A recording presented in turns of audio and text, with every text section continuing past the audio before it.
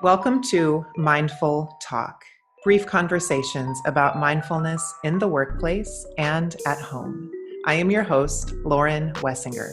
And I'm your host, Misti Anderson. And this podcast is brought to you by the Mindful Project.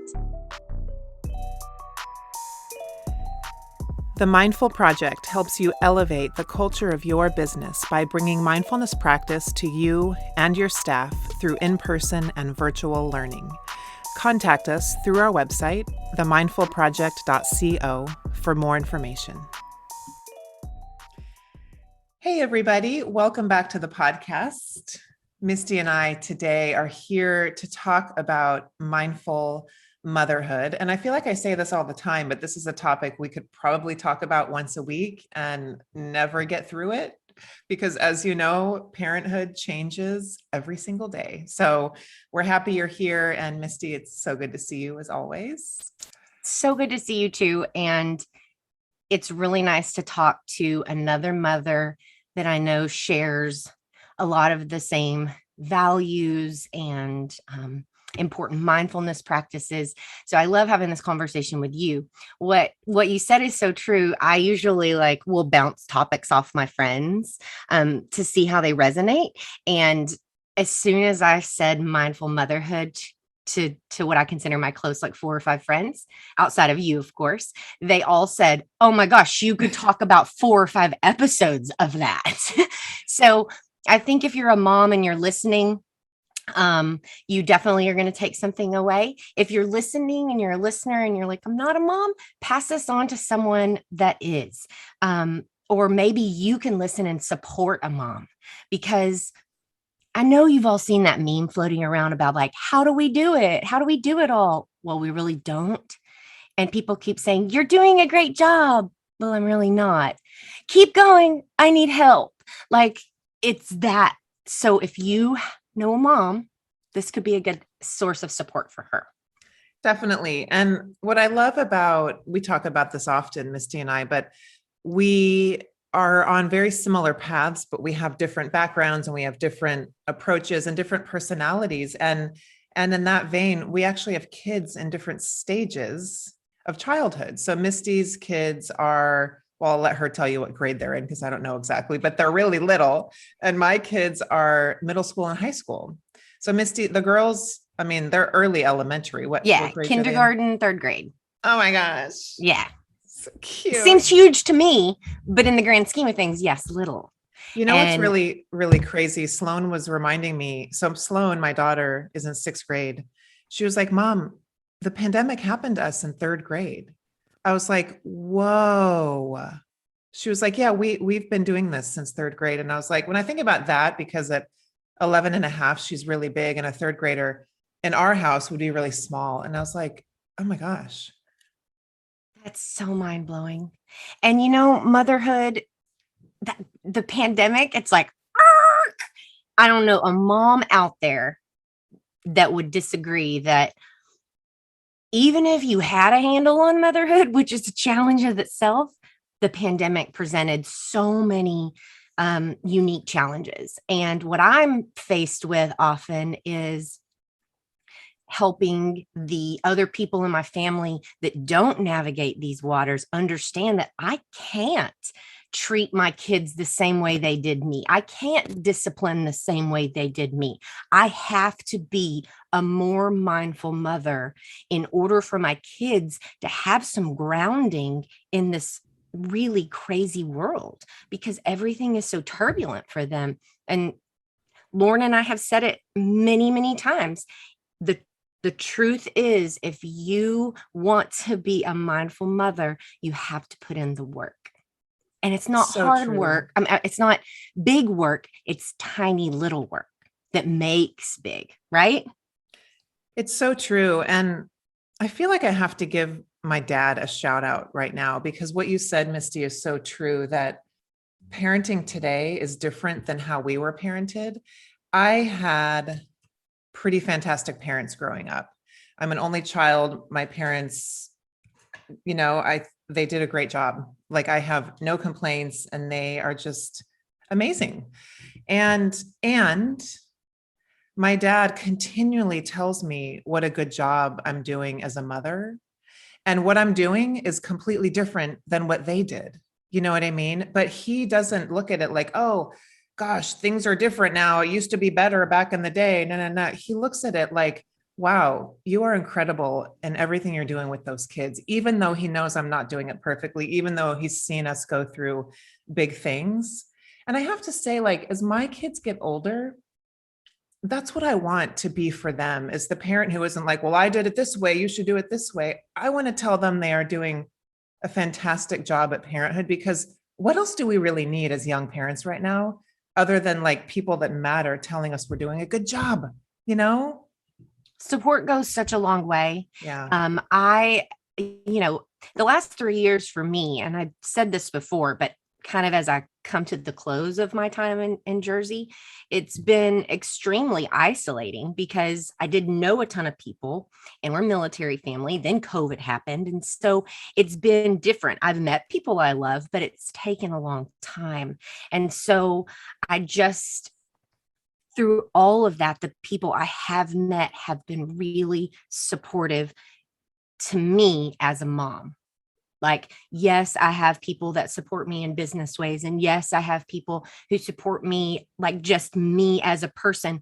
But all of those people continually supported me as a mom because I think they know right now it's just really hard. Yes. And it doesn't matter if your kids are little bitty, you're stuck at home with them all the time, or they're grown and out of the house. I can't imagine the worry that comes with that, being grown and out of the house. Imagine having college students right now and how different navigating those waters are and being a supportive mother in that aspect.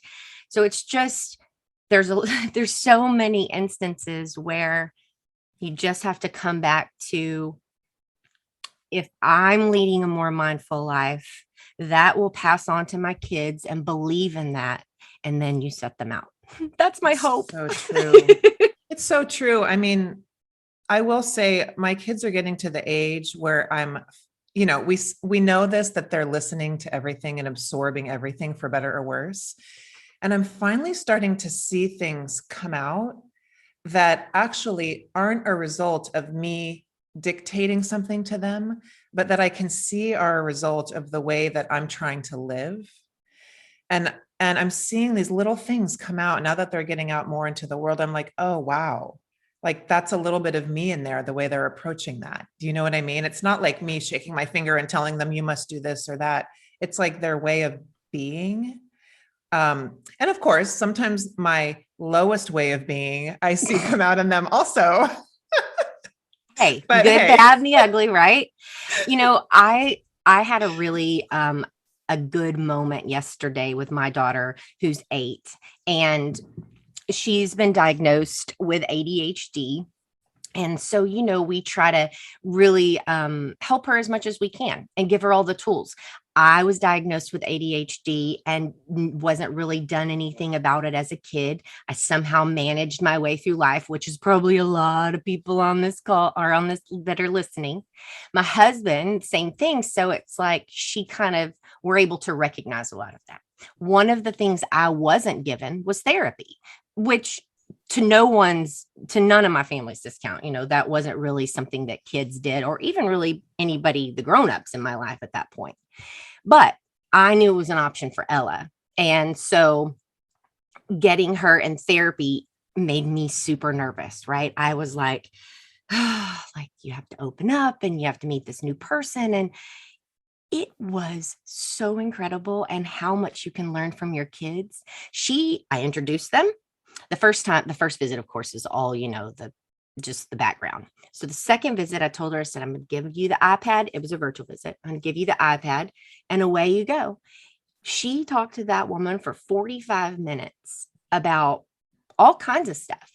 And I got a follow-up, after the visit. And she just approached it with, yay, it's a place because I told her, I said, she's just a person to help you with any worries, concerns, problems, anything on your mind.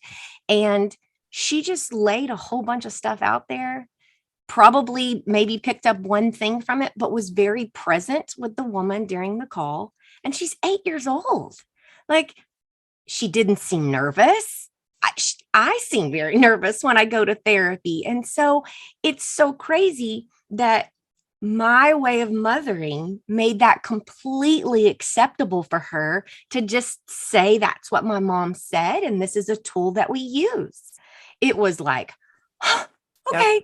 yeah, I should go to bed because nothing else could beat this. That's one of those moments you can give yourself some credit, and it is totally appropriate and I think necessary to be like, I did a good job right there. Like, Yeah. that's me being a good mom, because we don't hear it enough, and we know that the day-to-day details can be extremely challenging.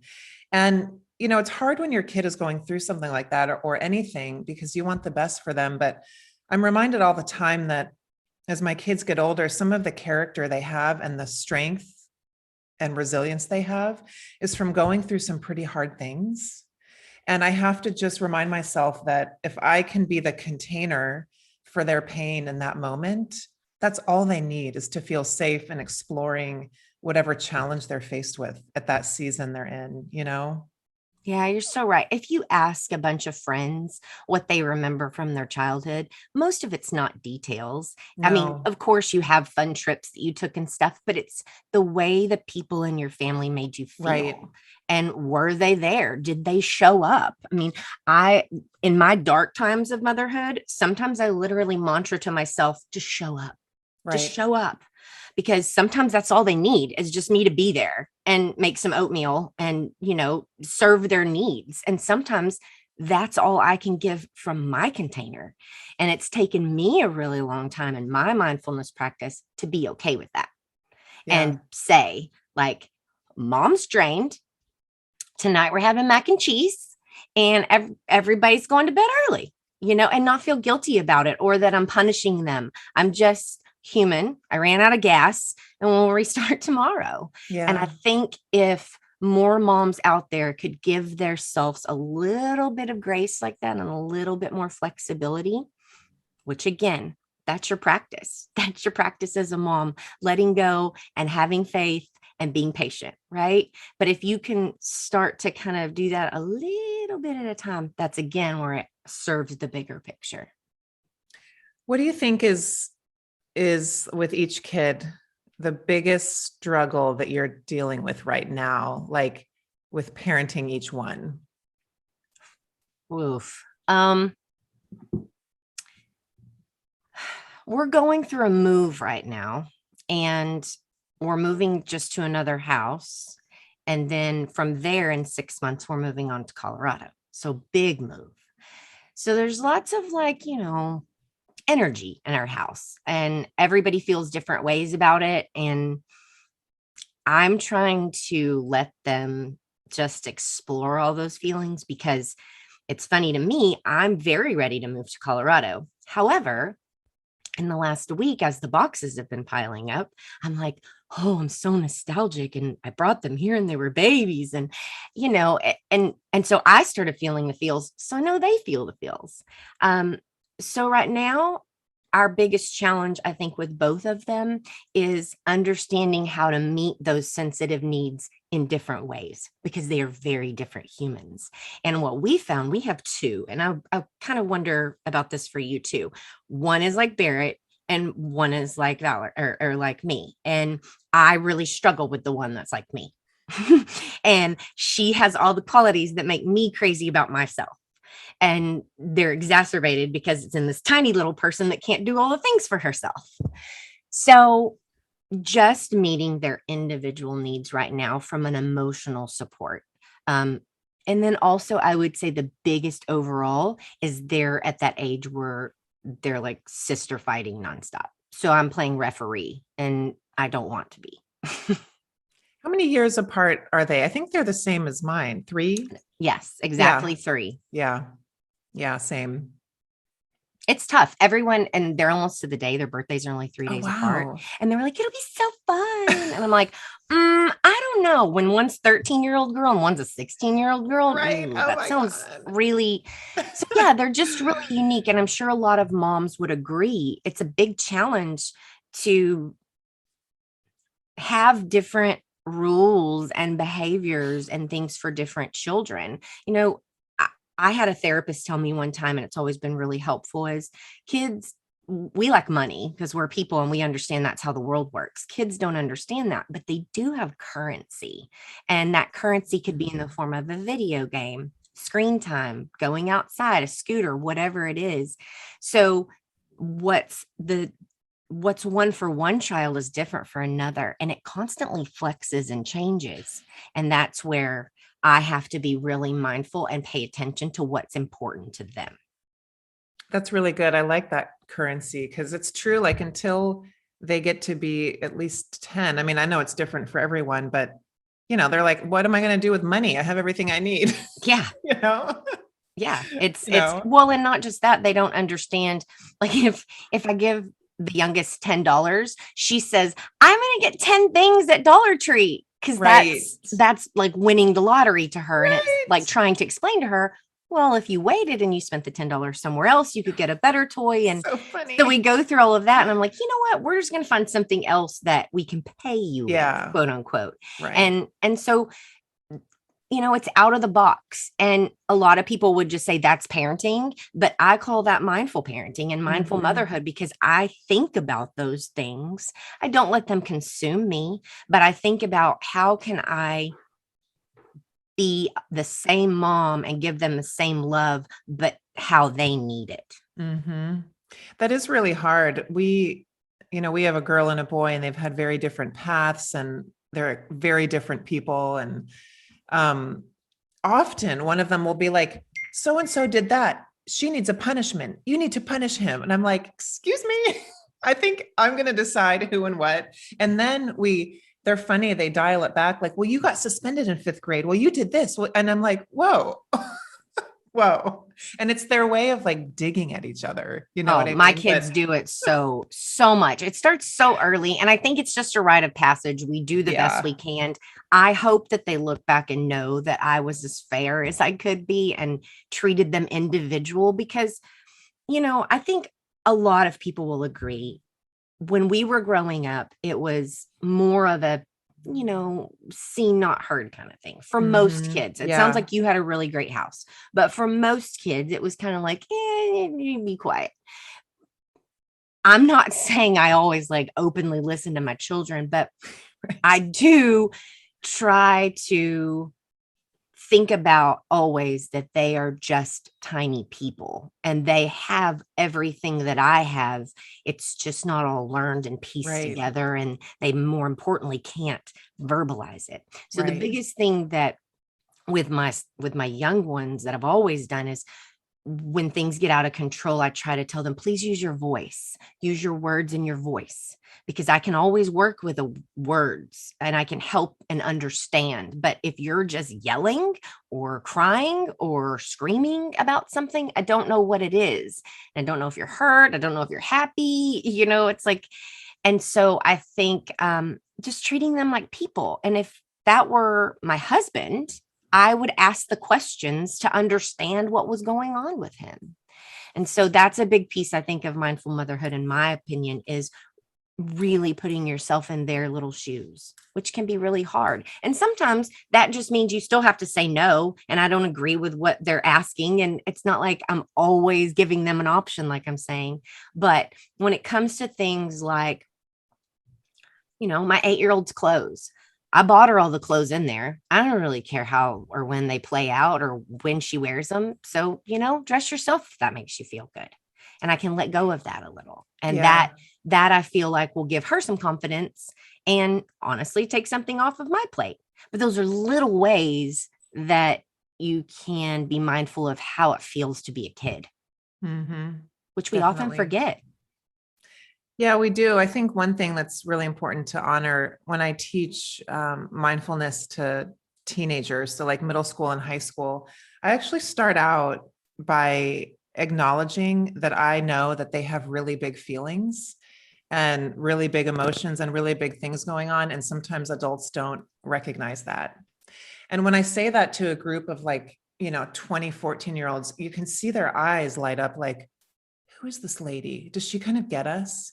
like treating them like people because they are people. Yeah, they are not fully developed in their brain, but their life matters just as much as any adult. And I think sometimes adults forget that about not their lives, but their emotional lives and their needs and their wants and what they're going through. Um, I think one of the biggest things of parenting a 15 and a half year old now is not taking anything personal. It's my highest work right now to realize that nothing he does, says, thinks has anything to do with me. Do you know what I mean? Like, I remember being 15, 16, 17, and how much liveliness there is in your inner world in that age. I mean, you are going through it, and there's so much going on, so much change, so much desire, so much awkwardness. And my work now is, even when I'm exhausted and tired, and like, he and I have always pushed each other's buttons from the time he was a toddler. It's so funny. But it's not about me. It is not about me. I have to let it roll off my back, and I have to not let it affect the mood. Like, if we're in the car and he says something really flip, or it just shrugs off a question and just wants nothing to do with me, I have to be okay with that. Because the alternative is me not being okay with that, and then getting snarky to him, and then saying stuff that is just crappy to him because I want him to talk to me. But like, he doesn't want to talk to me. It's okay. He'll talk to me when he's ready. And last night we went to dinner, and he was talking the whole time at dinner. You know what I mean? And I just have to roll with that, because forcing a teenager, especially a teenage boy, to talk when he doesn't want to is never going to end well.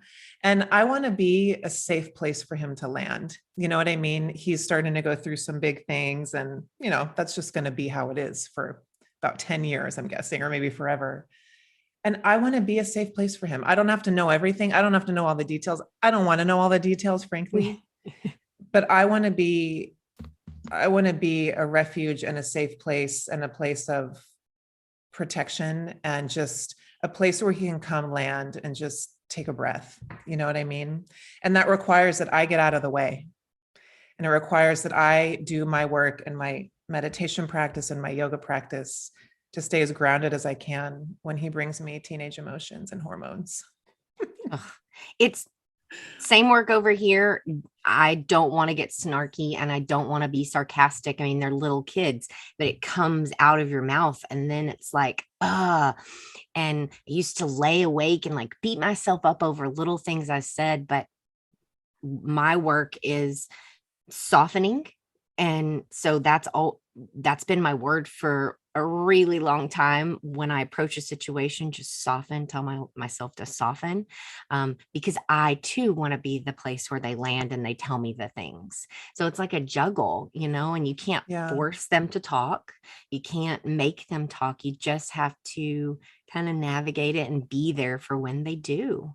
And when they do, I have found too, like, sometimes they're not interested. I think we've talked about this before, like a year ago on the podcast, but sometimes they're not interested in like you problem solving.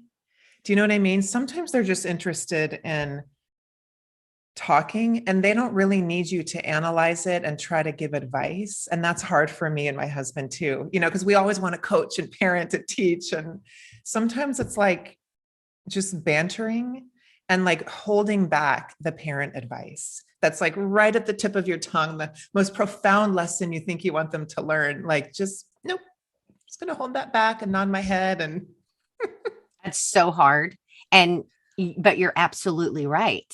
My 8-year-old does that with me. She kind of is expressing and talking, and what I lean into is my experiences. So when she says this happened to me, I'm like, oh my gosh, Ella, when I was your age, blah, blah, blah, blah, blah. And I always see it kind of just puts her at ease. Yeah. Which is the same with all of us, which is why we go on like social media. Right. We want to connect with people that are feeling the same way we're feeling, going through things like us. Kids are no different. And so if you can just like be on their level for a second. And I don't know. I go back to remembering how to be a kid, because I've had to tell myself that a lot lately, because I think as adults, especially right now, my fun's been kind of washed away, Mhm. and that's not a good place to be. And so because of that, I have to consciously and mindfully think about, how did I feel when I was 8 years old? Or like, does that matter as, as she gets older? Should I just let it go and it's just an 8-year-old thing? Right. Those sorts of things. That's the discernment, right? It's like, does this matter? Like, does this need my attention, or can she just have this little experience, and does it matter? Like, 'cause so much doesn't matter that we try to like control and advise and teach. Like, some of it just needs to happen and then pass, right? I It's was going hard to for me. say, if a mom walked up to you, she was very new to mindfulness practice, and she said, I really want to change my home. I really want to make it more grounded. I really want my kids to come to me more. What would you tell her? You know, the limbic resonance, it's called, of the limbic part of our brain is how, as mammals, because we are mammals, sometimes we forget, it's how like a kid could walk in the room, and if the adult is unstable and frazzled and anxious and ungrounded, the kid is going to feel that. And the kid's nervous system is going to, it's called neurocept. It's going to neurocept threat. And then the kid, because they don't have a fully developed brain and they don't have tools as adults do, they're going to have behavior that reflects feeling scared in a way that they aren't even conscious of. So kind of flipping out and like lots of energy in the body, or retreating, even going quiet.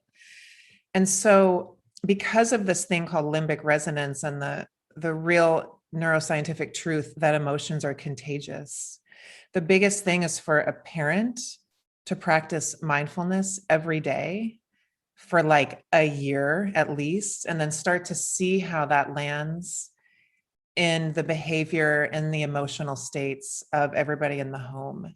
Because you could have your kid be practicing mindfulness, but if you're still kind of a basket case, yes, it's going to help the kids still, the mindfulness will, but very little, because they're still looking, their nervous system is still looking to the adult as the caretaker and the safety, because we're mammals and that's what mammals do. So I would say, like, it doesn't have to be complicated. Misti's on Insight Timer. She has meditations there now.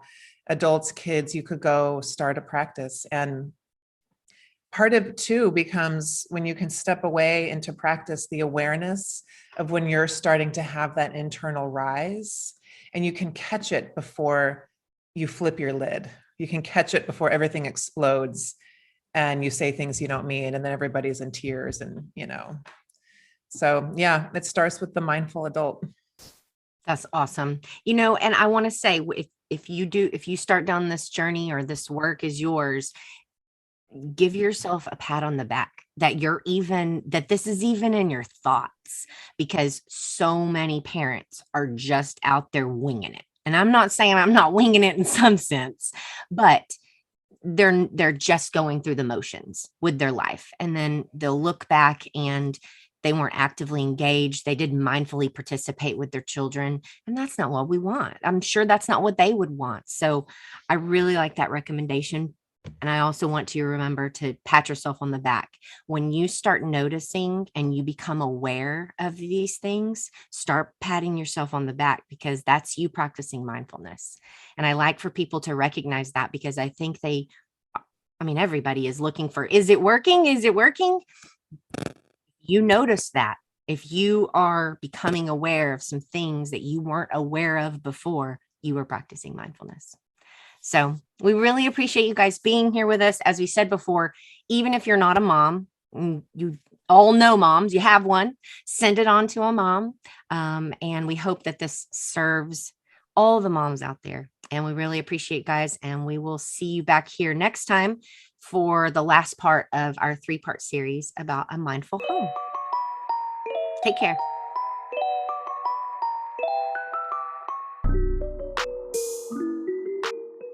Thank you so much for listening to Mindful Talk. We don't take it lightly that you spent your time listening to our podcast, and we are forever grateful. If you'd like to support the podcast, please subscribe on your favorite podcast platform and leave us a rating and a review. Welcome to a more mindful way of living and working.